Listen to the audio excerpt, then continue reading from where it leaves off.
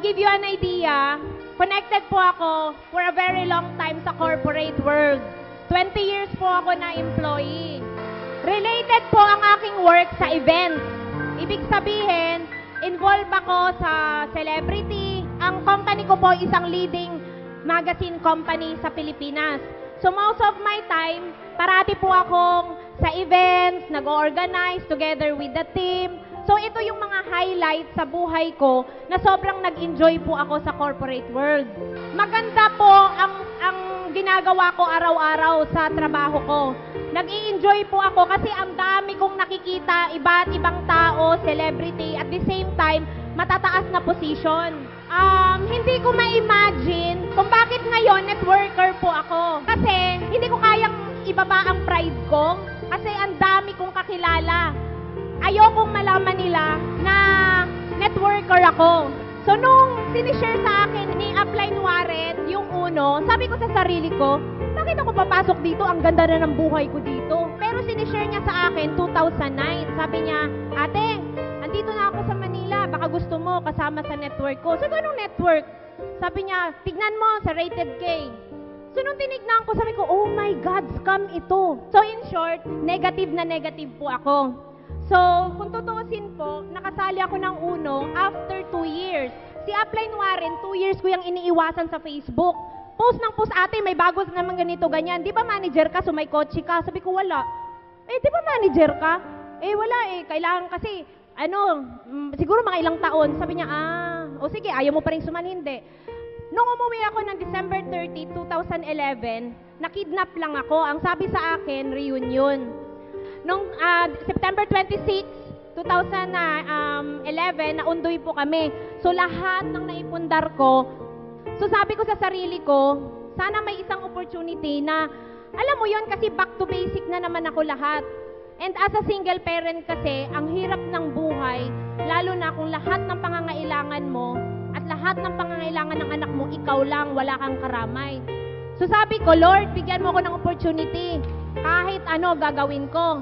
Yung opportunity dumating sa akin 3 months after. So sabi ko, total wala namang mawawala. At nung nakidnap po kasi ako, ang lakas-lakas ng ulan, hindi ako makaalis. So salamat Lord, umulan noong December 30. Kasi kung hindi umulan, hindi ko alam kung nasaan na naman ako ngayon. Nagtatrabaho pa rin ako. So yung experience na sobrang nagbigay sa akin ng hirap, sabi ko, kailangan may gagawin ako sa buhay ko. So, ang ipapakita ko po sa inyo, bakit ba ako nagso-survive sa uno? Isa kasi sa passion ko is climbing. Umaakyat po ako ng bundok. Alam nyo ba sa mountain climbing, ang pinakamahirap, yung first 3 hours. Bago po kasi kayo makapunta sa pinakamaganda or sa tuktok, magkakaroon ka ng mga obstacles.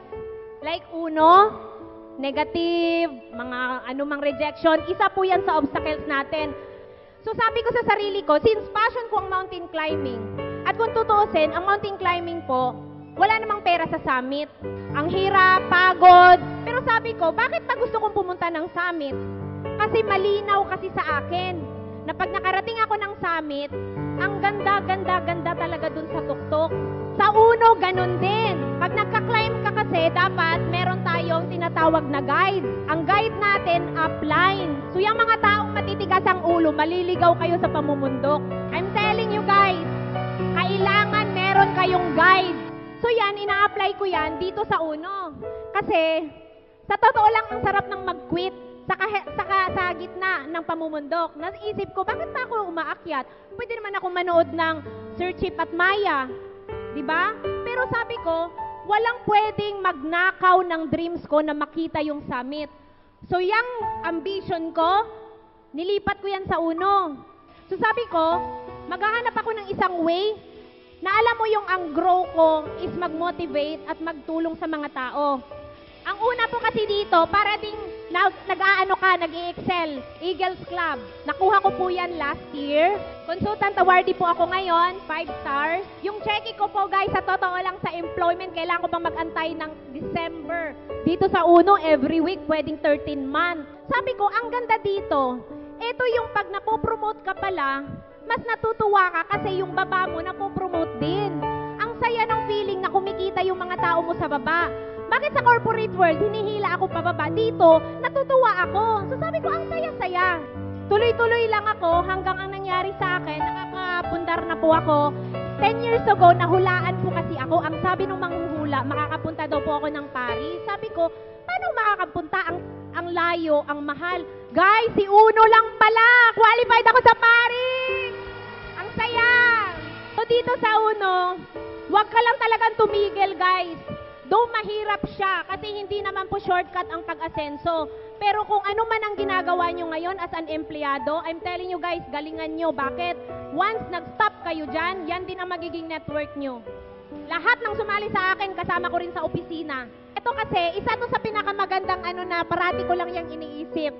Winners are not people who never fail, but people who never quit.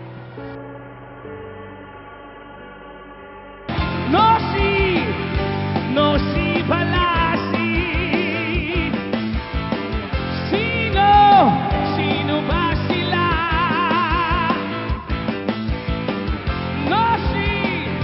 No si Balasi. Sino?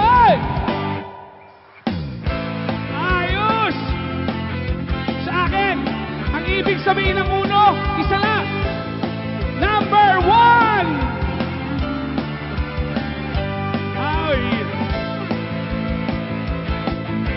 Ano ginagawa ng mga tao rito? Alam mo lang tama ang ginagawa mo. Huwag mong isipin, huwag mong dibdibin.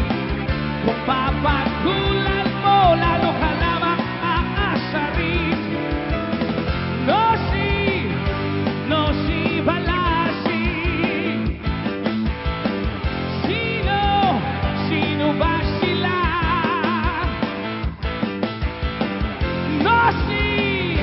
No si Balasi. Sabay-sabay. Sino? Wala bang headbangers dyan? Mga headbangers? Okay, congratulations sa inyo lahat. Pambihira. The Generals. Mayayaman na to mga to.